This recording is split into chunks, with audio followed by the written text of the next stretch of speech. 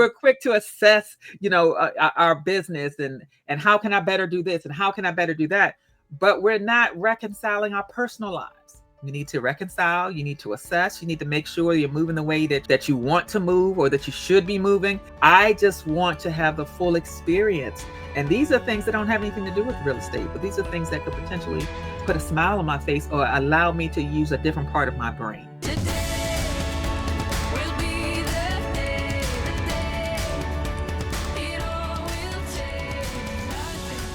Welcome to the Andrea Engstrom Show. For bold women in business, we are passionate about helping you break through to your next level of abundance, success, and freedom so that you can create the life you desire and inspire others to do the same.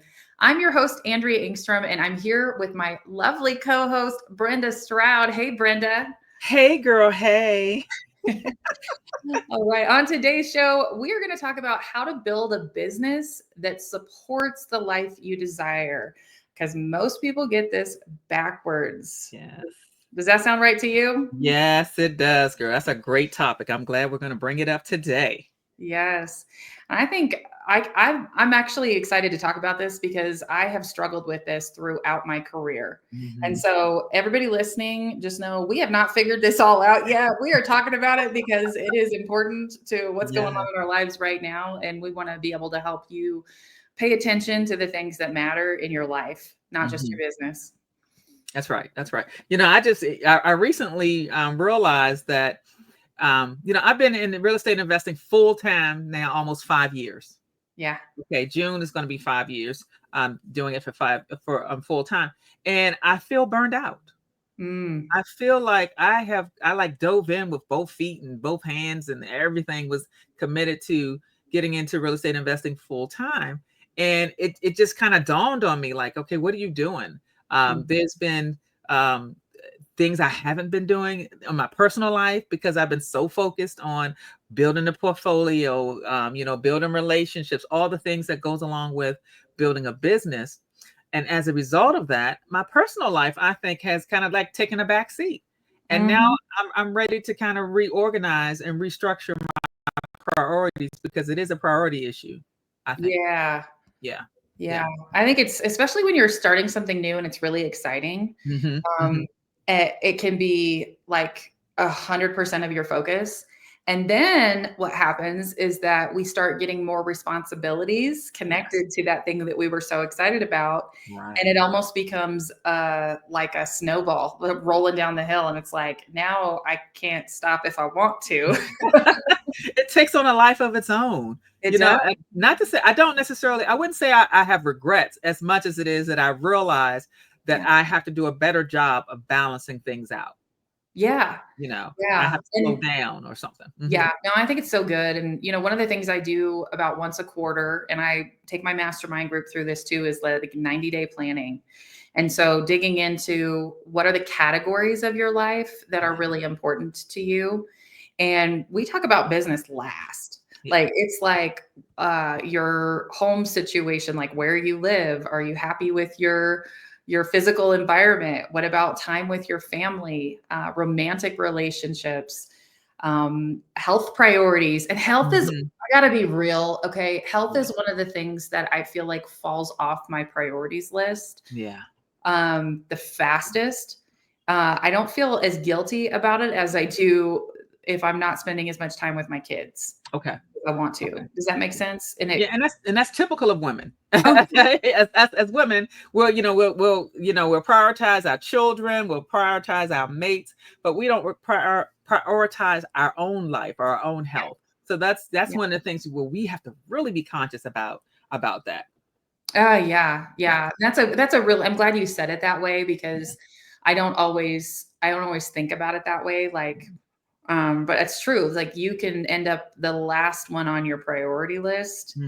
And, they say that I think there's this old proverb, and it's like the sick, the healthy man has 1,000 dreams, and the sick one has one wish, one dream. And so I'm being cognizant of that right now is like, am I using being busy and taking care of everybody else around me as a reason that I'm not as focused on my health as I have been in other chapters of my life? Mm-hmm, mm-hmm. Yeah. I would probably venture to say probably. Yeah. Probably. Uh-huh. But now, we're at a season in our life where you can really see how the two are connected. If Yeah. you're not healthy, then you're not balanced.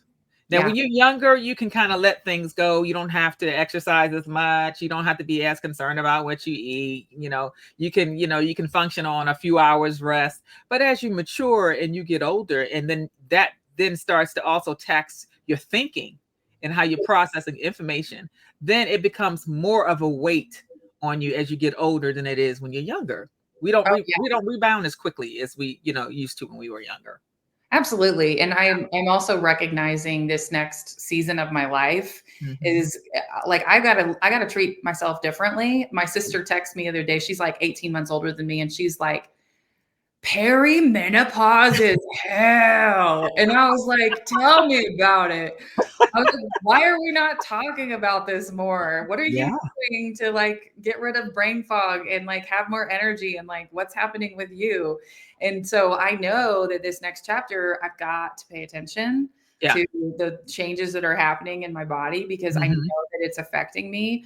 Yeah. And I don't want to be cranky with my family because I'm not taking care of myself. Yeah. Right. Yeah. Yeah. Because thinking about that is what it's required for you to be healthy in this stage of our life. Women don't talk, women nor men, because Yeah. men don't know. But we tend to think of going through menopause and perimenopause as a taboo, or we don't want to talk about it, or a hush hush conversation. And the reality of the situation is that we should be talking about it openly, especially in an environment where it's all women. Yeah, Because exactly. the reality of it is it affects how we move and how we function. It doesn't have to shut us down, but you just have to know what it is what you're experiencing, so that you'll know how to handle what you're experiencing. Right. Yeah. Right. And, and I think for me, like, I also, because of some stuff going on, I need to Mhm. also pay attention to my relationship with my partner Yes. because I'm showing up differently Mhm. energetically for my romantic relationships.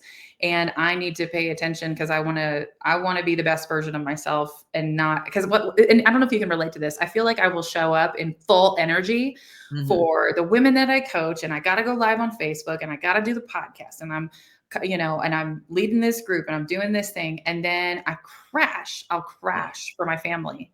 Yeah. And that's not the energy that I want to show up in for the part of my life that's supposed to be my highest priority. Yeah, yeah, yeah. So yeah, you have to be conscious of that, and we have to be very careful about that, because quality of life it has to become a priority as we move later into life.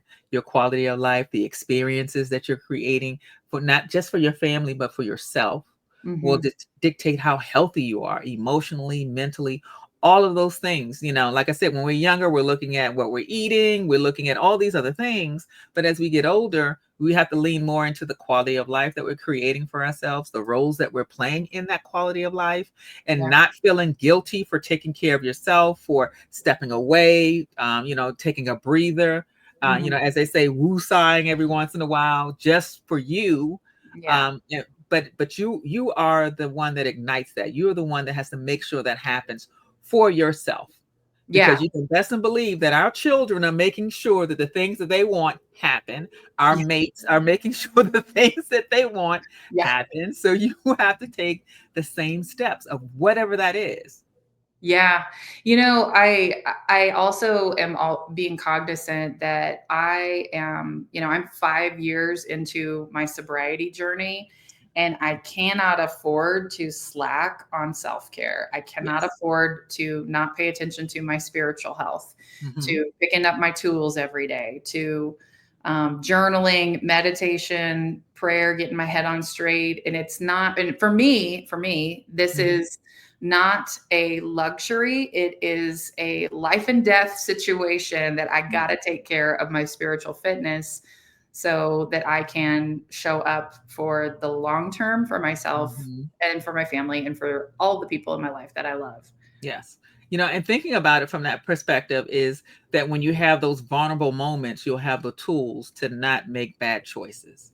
Yeah. Yeah. When you're feeling vulnerable. And that's everyone. I mean, I understand what you're saying in reference to your sobriety, but that's across the board because sometimes when you make that bad decision because you're either tired or you're operating from a place of your emotions, or you just find yourself not prepared for what's coming and you kind of like, okay, well, whatever happens, happens. No, it's not whatever happens, happens. You got to think about, okay, what's my plan A? Just like in business, we Yeah. got plan A, plan B, you got to be ready to pivot. The same thing applies to your personal life and to you personally as a woman, as a wife, as a sister, all of the things, as a mother, and as a woman, of course. You need to have a plan B or plan A, plan C or whatever the case may be, so that if you find yourself like, okay, this is not it's such a great day, let me try something else. Let me change my environment. Let me, do something I've always wanted to do or I used to do and I used to enjoy. Let me kind of circle back and see if that is still a place that will put a smile on an experience that will put a smile on my face, or that'll at least allow me to relax. And sometimes it's taking a nap, girl. Take that Yeah. nap. It's just so you can kind of reach. Oh, I've gotten back to Yeah. taking naps on Sunday afternoons, and I'm just recognizing like how much that charges me up to just have to take the rest and Yeah. take some time and to not feel guilty about it and just Yes. say, and now I'm resting. And to be a human being, not a human doing Yeah. for a little while is okay. It is okay. And I mentioned to you earlier, I recently realized that, my son is in the racing industry. Yeah. He is a crew chief and he's a tuner. He's been in the racing industry but pretty much his entire adult life and even before that. And I used to go to his races all the time. And I realized this weekend that I had not been to one of his races since COVID. Wow. Yeah. Yeah. Yeah. Because, as you know, right at COVID is when my son and I decided to start our real estate investing business. I'm doing it full time. He's kind of a silent partner, but I kind of dove in. And, and then next thing you know, a year's gone by, 2 years gone by, 3 years has gone by. And the time is being measured by how far how many flips I've completed or whatever, that is. But for me to realize that I had not been to one of his races since COVID, for me was mind boggling.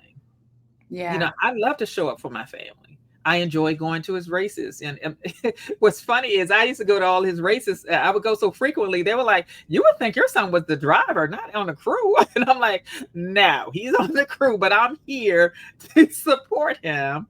But that's something I don't want to do that. I don't want to not be present and to not participate in the things that he enjoys because I enjoy it as well.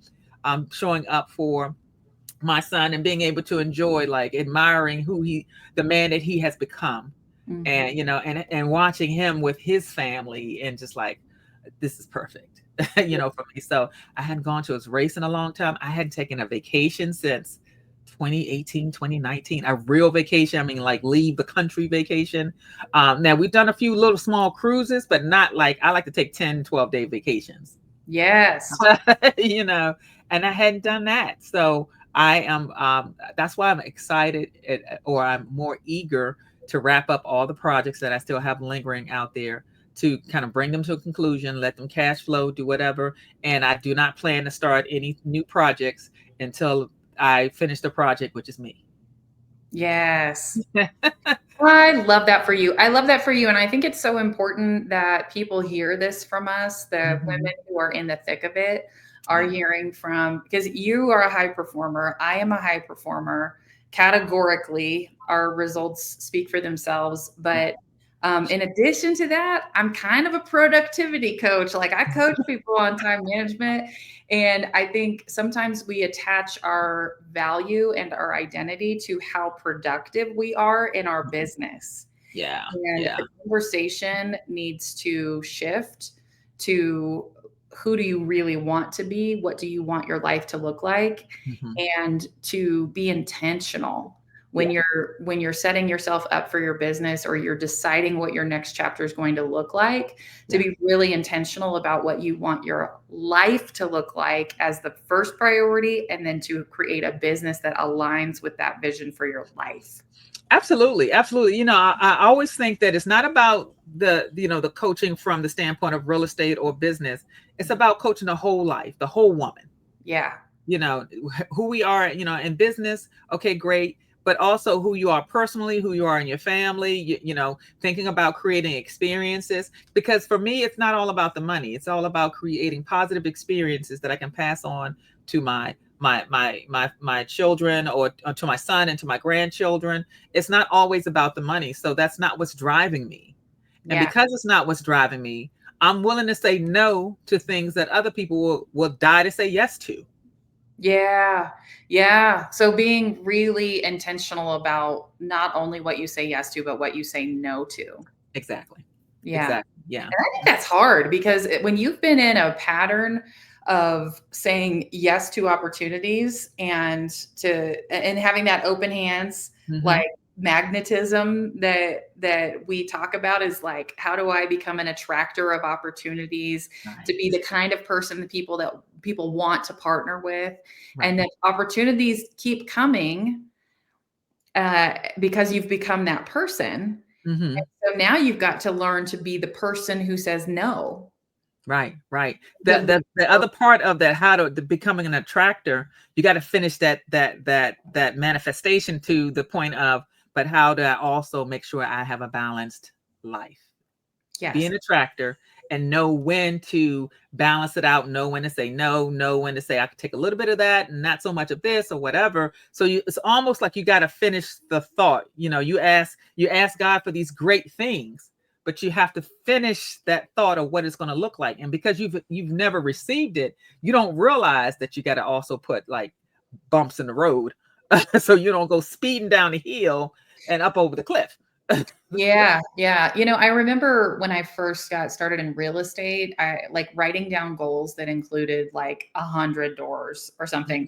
And then I got like 10 doors, and I was like, oh wait, I don't know if I want that anymore.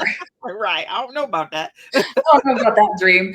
And because your dream can quickly become a nightmare. And I've also learned that from building businesses in the past that became a machine to feed, and that where I was more focused on hitting numbers than I was about what did I really want my life to look like. Yeah. And so I think today I take a much more balanced approach, and I have goals and dreams, and they primarily are to serve the areas of my life that I really are important to me, and less about being able to say I did a certain number. Like I used to be really motivated by that idea of like hitting certain numbers. And today I don't talk about that very much. And I think that's maturity though. Yeah. From a business standpoint, I think that's an indication of maturing and being very careful about when you're getting into something, for the first time, or you're starting out fresh in a particular experience. You have to be mindful of who you're taking instructions from. Yeah.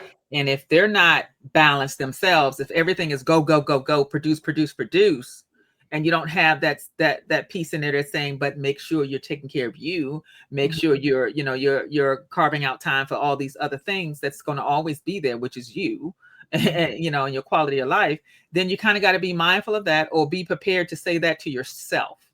If you don't see it in the examples that you have before you, then you have to be prepared to say it to yourself, or to have someone else on the peripheral that will help you to stay balanced from that standpoint. It's not about the numbers. You don't want to become, I'm not trying to become, someone that's, I'm only about my portfolio or my net worth. No, I don't want to do that. Yeah. Because I'm just the starting point. I'm trying to create something that I can pass on, and they can continue to grow it and nurture it, and then they can pass it on to the next generation. It's not supposed to all happen with me. At least that's not my belief system. Yeah, that's beautiful. I think the idea of creating a sustainable business that you can pass on, or a portfolio that you can run, but it doesn't run you, is an important concept. And I think about that too, is like, if I think about what I want to pass on to my children beyond a portfolio, I want to pass on how to be the kind of wife and mom and friend and community member. Yeah. Like, that's all, that stuff is way more important than the dollar amount of value that I'm going to pass on to them.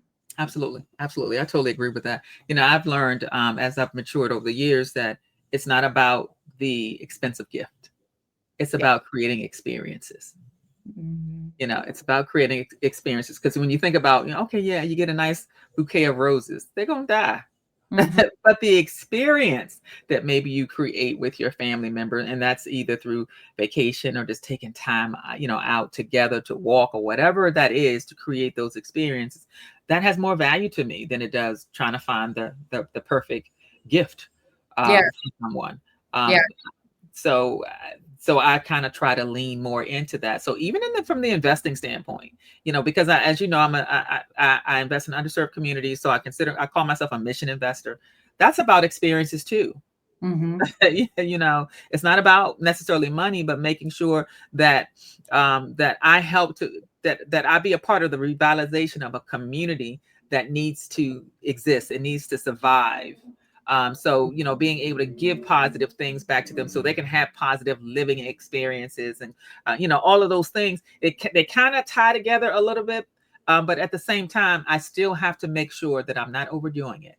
I still got to make sure that I have time to do the things I enjoy doing, that I position myself to say no sometime, or at least not right now. So I'm just now really starting to kind of feel that, because I'm finding myself, I'm being tired, because I've been grinding for 5 years. 5 whole years. I've been grinding, and I've been trying to bring everybody along with me, and but I have to grind on my personal life now. And as you know, I want a life partner, or possibly get married again. That we've talked about this several times, and I've just learned so much about myself over the last 5 to 7 years, that hopefully I'll be a healthier mate the next time around than I was the first time around, because I've learned some things about myself and how I move, and the pressure I put on myself, and how that inadvertently puts it on my partner as well. So creating those experiences, it has a lot more weight now than it had for me before. So I want to be a healthier, not only life partner to my future partner, but also to anyone that I'm in relationship with, friends, girlfriends, male friends, not romantic, but male friends, family members, and business partners, whatever. I want to be a healthier person, and I think that's why I'm trying to say out loud now, I'm tired, so that I can hear myself say I'm tired, and then follow that up with, what are you going to do about it? That's the other voice.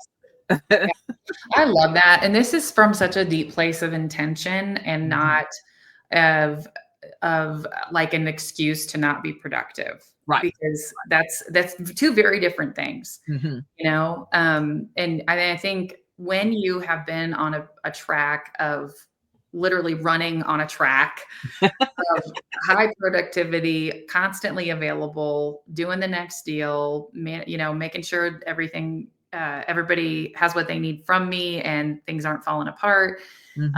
There's also a place where I think you have to create space for the life that you want. If you want a healthy, flourishing, romantic relationship, you got to make space for it too. Yes. Right. And I'm saying that out loud, like thinking about my own relationship, because I think we sometimes take that stuff for granted. Like, he'll be fine, he'll be here. But the reality is so many people work on building a business, and that becomes the number one.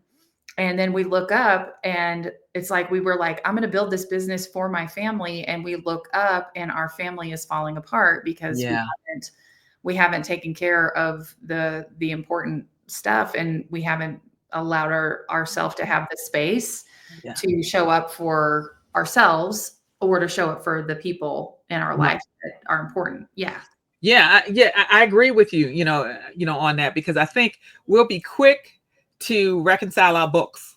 We'll be quick No, I put that off. We're supposed to reconcile our No, books, okay? And we're quick to assess, our business and how can I better do this and how can I better do that? But we're not reconciling our personal lives.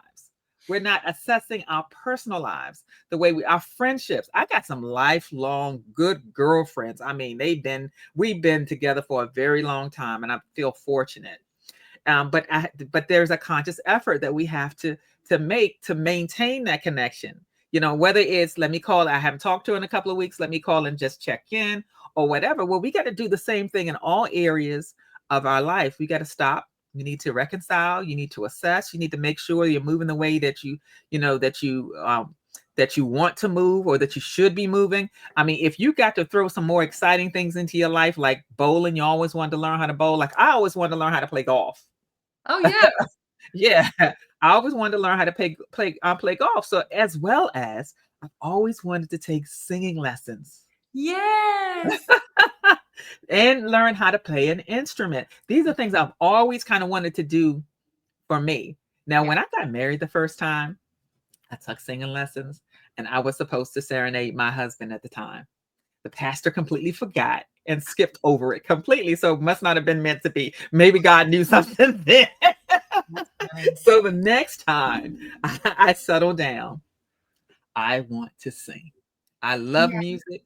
I grew up with music. I need more music in my life. I love going to concerts. And I told myself that I'm going to start going to concerts. If it's somebody I want to see, I am willing to go see them wherever they're performing. If they're in London, I'm going to London. Okay. I just want to have the full experience. And these are things that don't have anything to do with real estate, but these are things that could potentially put a smile on my face or allow me to use a different part of my brain. Yes. Yeah. Oh, girl, I love it.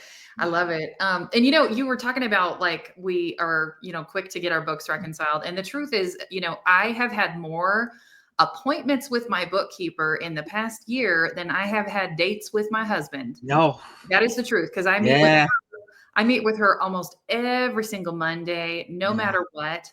And date night gets bumped sometimes. Oh yeah. You got to change that one. I know. That is a harsh realization today. Thanks, Brenda. No, you're welcome. Anytime, girl, anytime. But we have to support each other through this because we're not talking about this for you to be down on yourselves or for you to like, but we're talking about it just for awareness.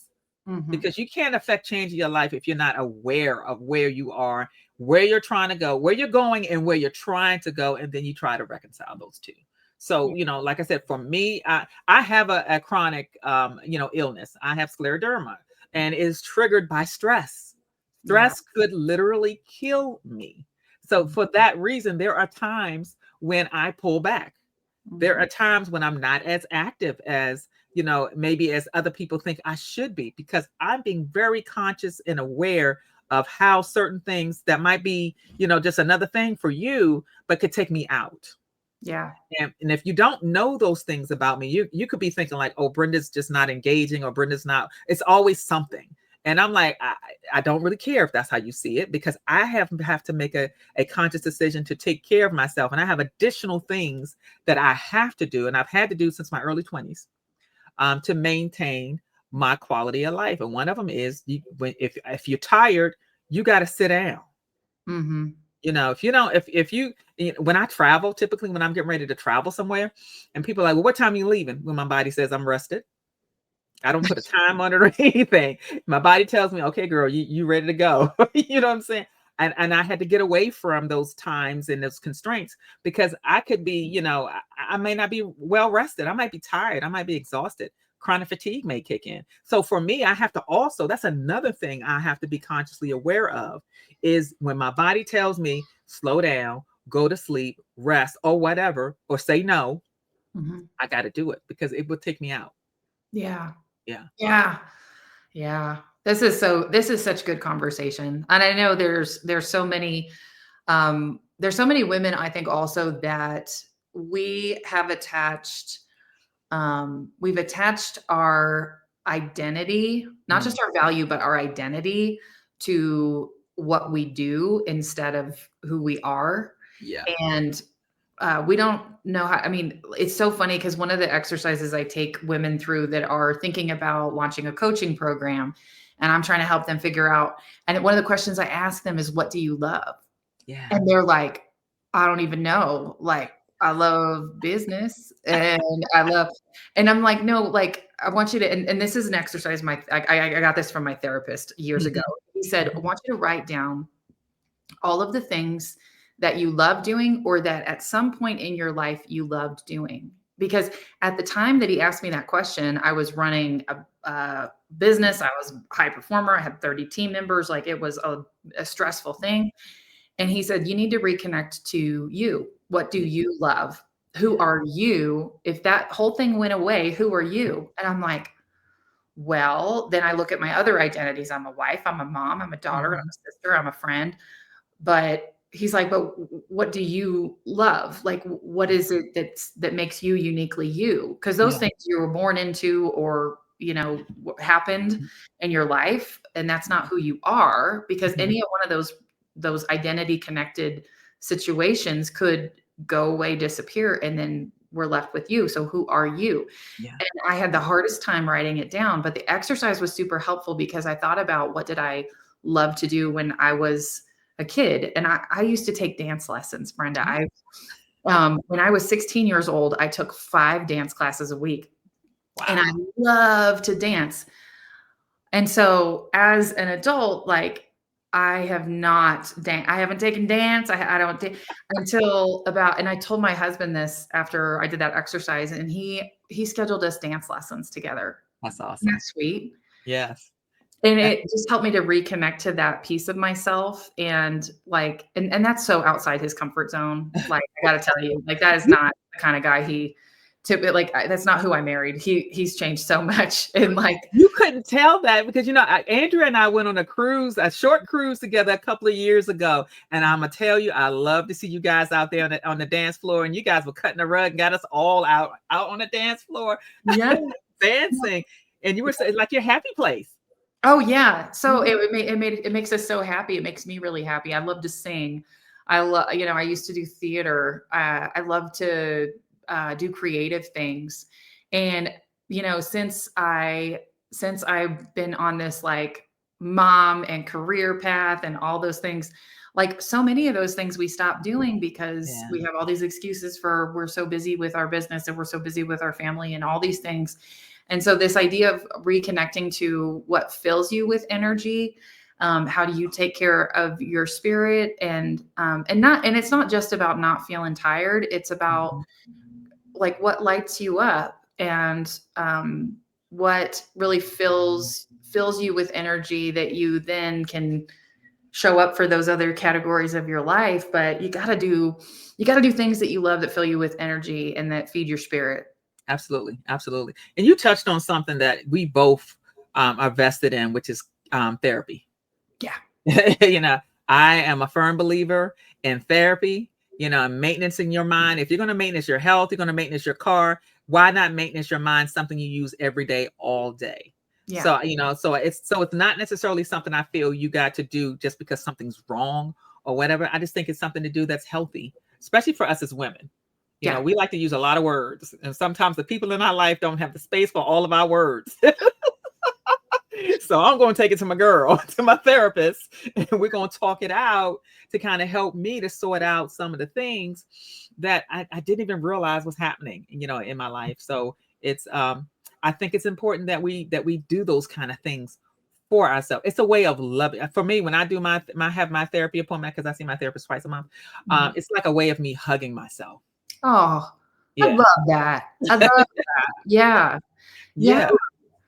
No, that's beautiful. And I think I can also point back to things that I've learned in therapy over the years that were some of the biggest pivotal life decision realizations that were super important for me getting to clarity of who I want to be and what I want to do. And also honestly, like, saved my marriage, and it wasn't even a couples counseling thing. It was having a real look at myself in those conversations, because I think it's very easy to, when you're just in your own thoughts and you're processing what happened, and when we get into resentment and we get into blame, and to have someone who asks the hard questions that maybe you won't hear from your partner. Yeah. Yeah. Like, you shut your mouth. You shut your mouth. Don't you ask me those questions. My therapist can ask me whatever they want. And Right. I may not like it, but I'm going to show up and I'm going to do the work. Yeah. But the funny thing is, it hits different when your therapist say it than it does when your mate says it. And they could be saying the same thing. The same thing, but it kind of hits different, when it's someone else who's not in the room, and then it makes you think like, am I really showing up like that? Is that really who I am? But when you said something earlier, and it kind of it took me back to when I first found out I was getting divorced, when my husband came to me out of the blue and said, hey, I no longer want to be married, back in like 2011. And of course it was one of those difficult moments for me, because I had no idea that's what he was thinking. And I found myself, and I'd shared this with you before, but I found myself on the floor in my bedroom, bawling, and then asking myself, what do you want? And I did not have an answer for that question. I had never thought about what I wanted. I was dealing with I was a teenage mother, so that parent my entire adult life. I dealt with what my son wanted and needed. I dealt with what my husband wanted and needed, or whatever my family wanted and needed. I didn't have an answer, for that question. And what do I want? That was eye-opening for me. Yeah. Because I'd never even asked myself that question. Yeah. And I think that that's such a powerful thing to do for yourself. And so, if I could issue a challenge, a take bold action challenge this week, I want to challenge our listeners to take some time and ask themselves that question: what do I really want? Yeah. Yeah. And you may have some answers that are related to business in there, but when I write that, and that's one of my favorite go-to prompts, is what do I really want? And then to see what flows. And it's usually about what I want my relationships to look like. It's about what I want my personal peace to feel like. Yeah. Because I think sometimes we work so hard in our business and we are chasing we're chasing finances, but the reason that we are doing those things is because we want peace. We want financial peace. We want freedom. And being in the energy of chasing or like trying to grasp at, or to work really hard and stress ourselves out in order to create peace. Peace attracts peace. And so we've got to become a magnet for what we desire by embodying the thing that we really want today. And so how can you get into a place of peace so that you can be an attractor of more peace in your life? Yeah. And I will add to that challenge. I think it's also important that we as women think about, when was there a time in my life when I was happy? Yeah. What was I doing? What put a smile on my face? Was it the dance class? Was it, singing for me? Was it, whatever that what seems small and minute now, but when you think about when you were doing it, earlier on in your life, what was that thing that you used to do? You no longer do it anymore, but it made you happy. And I say revisit that part of yourself, because she's still there. She's still in there, but you want to think about it. And it could be something really, really simple. Take yourself off to coffee and people watch. I used to love to people watch, so whatever that thing is, I would encourage you to kind of dig within yourself, go to that place that you've kind of not paid attention to for so long because you felt guilty, for it. And even if it's traveling, even if it's, taking a small trip, a weekend getaway, take a staycation without your folks. Go downtown, get that hotel room, get that spa treatment, and just give that to yourself. If you don't know what that place is, it's been so long since you've been there and since you've seen that part of yourself, then just take the time to allow yourself to center down, relax, allow your creative juices to flow, and either allow it to take you back there or create a new place that will allow you that will give yourself permission to say, okay, this is about me. I'm not going to feel guilty. I'm not going to be upset about it. I'm going to sky's the limit, because this is about me. Mm-hmm. Show up for yourself. Absolutely. You have to. You have to. Yeah. Yeah. I love this conversation. I love it. Thank you, Brenda, Mhm. for sharing from your experience too, and being vulnerable about some of the challenges that you deal with on a regular basis. I think it's super helpful for our listeners Yes. to who also struggle with things in their health and in their life. So I appreciate you so much. Well, I appreciate you too. You always dropping gems. See, you are always sharing and opening up. Your life is like an open book. I appreciate that about you. I think that, again, that's one of the things that probably attracted me to you. And I see you as a very authentic person. And it's important that I surround myself with authentic people. So I appreciate the same things in you that you appreciate in me. And I think it's great that we're able to kind of share with our other sister girls that are out there that are listening to us. And, just to let them know that, you are me and I am you. I am no different than you are. And we're just really here to share and to serve and to encourage and to provide as much guidance as we can and to fulfill the assignments that God has put on our lives. Beautiful. Brenda, if people want more encouragement and to get to know you better, what is a good way for them to follow or connect with you? Okay, you can reach me on my website, which is www.brendastroud.com. You can reach me on Facebook and also under my name, as well as on Instagram under my name as well. Beautiful. And if you're listening today and something on the show resonated with you, I would love for you to let us know. Leave us a review on the podcast. If something really connected with your spirit and there's someone that came to mind, would you share this episode with a sister, please? And if you're a woman entrepreneur, you can also find me in my Facebook group, Bold Women in Business Sisterhood, where I share strategies for clarity and confidence and how to make powerful connections so that you can build the business and the life that you deserve. And you can grab a spot in my upcoming workshop for free at AndreaEngstrom.com. I want to leave you all with this. Business is a tool that enables you to live the life you desire. Business is not life. That's right. So show up to your life with power and authenticity. Be bold, be tenacious, and make it happen. Bye. Thank you, Brenda. That was a great conversation. I appreciate Yeah, it. it was. It really was. I think it's important that we kind of tap on that, touch on that more frequently because of the fact that we don't even realize that we are so far off course until we way down the road, Yeah. and, Yeah. And I think some people, it takes a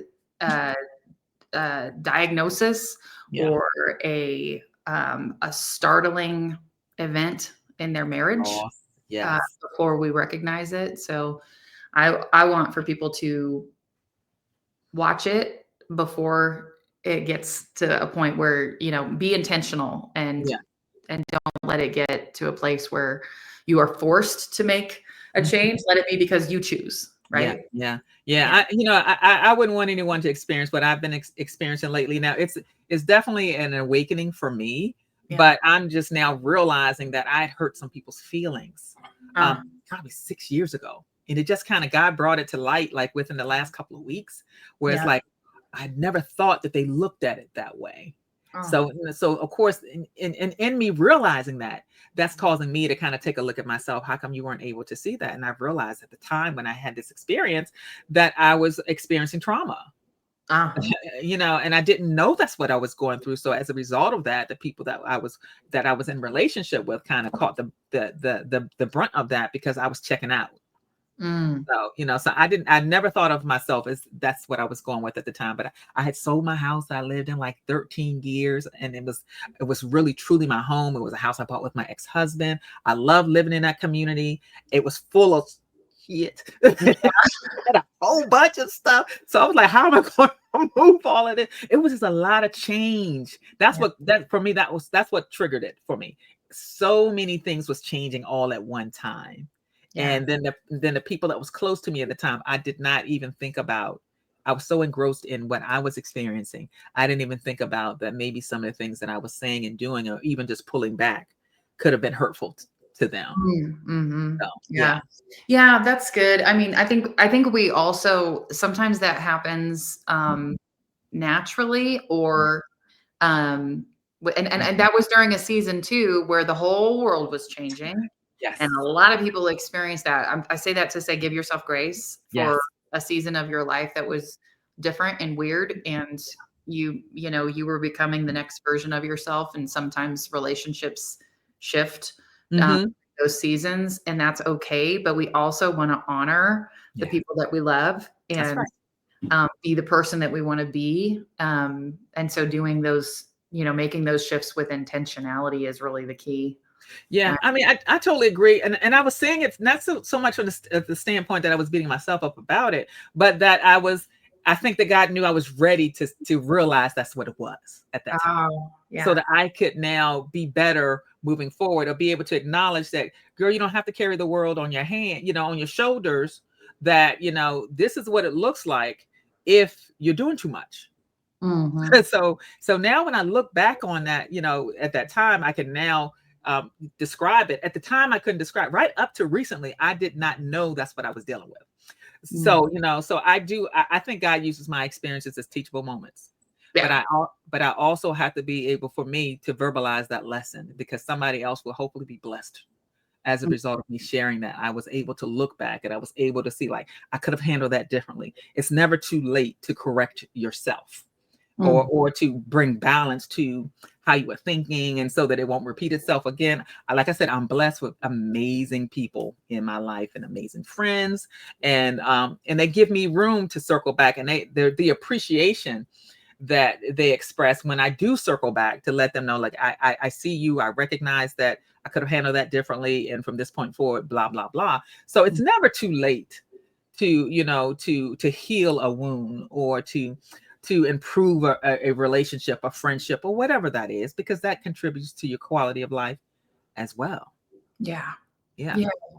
Yeah. I think a lot of people drag guilt around situations. Yeah. So the maturity of taking ownership of what you can own, what was your part in that, is Yeah. also super healing for you personally too. So Absolutely. Because it's never, sometimes when you're going through things, you're always pointing the finger outward. yeah. But the only person you can affect change in is yourself. Yeah. So that's why I have to focus on, it's not so much what they did, but what did I do, or what can I do better, just to be a better person. So it's not about the blame game as much as it is, okay, in this season of my life, what am I learning from this? What am I supposed to get from this? Sometimes that's the only question I pose God. Okay, God, what am I supposed to get from this? And then I have to just be patient and let him reveal it. And sometimes it's just to share the experience, because it's not about what you're going to get from it. It's about what you share and what someone else will get from it. Yeah. So I try to be, conscious of that. I share everything, I do, Yeah. everything from my diagnosis to what I'm dealing with, as far as from the mental standpoint, as well as from the business standpoint. When people reach out to me, I answer. If someone sends me a message, or someone calls me or whatever, I typically pick up the phone and say, "Hey girl, what you need?" And people are shocked when they send me a message and I call, "Okay, what you need?" Because I think sometimes it's important to have that, and I maybe never talk to them again, but to have that moment where I am answering my assignment. And sometimes it is encourage her. Yeah. Listen to her, pour into her. Let her encourage you. And sometimes it's just that one moment. It's not even about the person, the name of the person, as much as it is creating an experience that will hopefully allow them to say, I needed that. Yeah. And I think also God uses those situations to remind you of who you are. Yeah. Yeah. Yeah. Absolutely. So when it feels like things are crazy, things are busy, and somebody needed my help, and I was able to show up even just for a few minutes to encourage and then go, that's my purpose. That was Yeah. that was the assignment. Yes. It's not about paying all the bills on, No. it's not about shuffling the marketing deck and, figuring out the next deal. It's being of service to others. Yeah, because we're already doing amazing things. I'm manifesting that as I say it. You and I are doing amazing things. The ladies that are listening to us are already doing amazing things. The fact that you're even listening to this podcast means you're willing to invest in yourself. Whether you think it was a business investing when you push that, let me listen, or whatever you think it is, it's still an investment in yourself because you are amazing. You're definitely worth the time and the energy to encourage you and for you to encourage us. So that's I want to remind you, you're amazing. You're amazing. You're amazing. You're all amazing and God's gift. And our assignment is to sit right here where we are today to share with you what we're sharing with you because it will never repeat itself again. So. Yeah. What's interesting, Brenda? I was just thinking earlier this week, and this is as I was writing my book, I was recognizing that there was 2 pivotal stories in my book. And it was when I decided to start my real estate business and when I decided to start my coaching business.